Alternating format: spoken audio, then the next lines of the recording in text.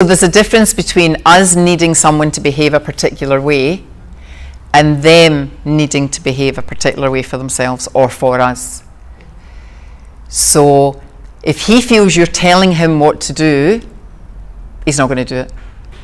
You imagine a 2-year-old and you say to a 2-year-old, you have to, blah, blah, blah, and they go, and they have a fit. None of us like to be told what to do. What do we do with a baby or a toddler? We encourage them. Sometimes we bribe them. Sometimes we negotiate with them. And a whole lot of things come into that. So it's body language. So if it's, oh, you never do the bin, it's tone of voice, it's everything. Whereas if you were to write a wee note and say, darling, hope you have a great day, P.S. Yet again. Please remember to put out the bin. And then he'll go, oh, hello, darling. And okay, so then there's a wee thingy in there, oh. So then he still has the choice whether he does it or not, but he's going to be much more open and willing to do it when it's approached that way.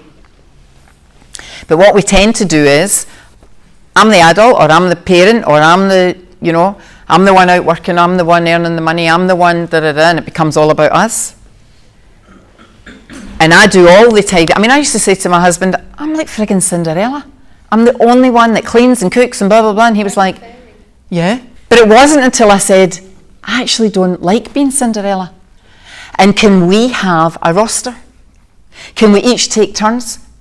Can we let's do a whole list. And we actually had a family meeting with our 2 daughters as well. And we sat down and we said, okay, we're 4 adults in the house now. Let's share who's willing to do what. That's what I started with. I didn't say, you're going to do the poos, you're going to do the lawn, you're going to do I said, who's willing to do what? Because some people don't mind. I used to pick it up.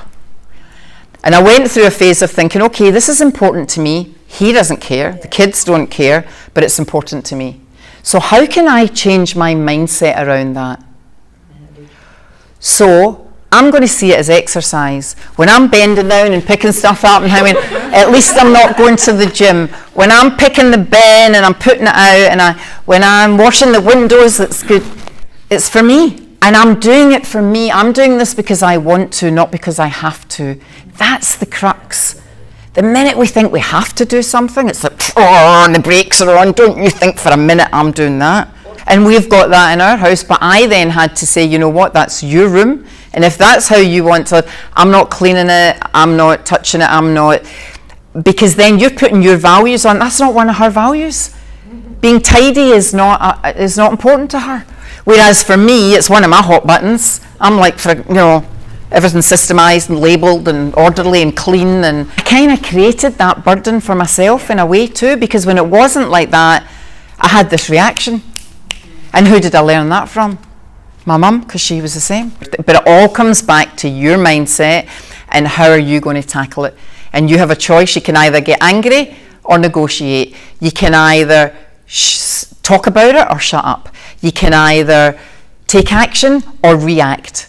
You can either, every situation, and it's before it gets out of control, it's stopping and saying, okay, where am I at and how am I dealing with this?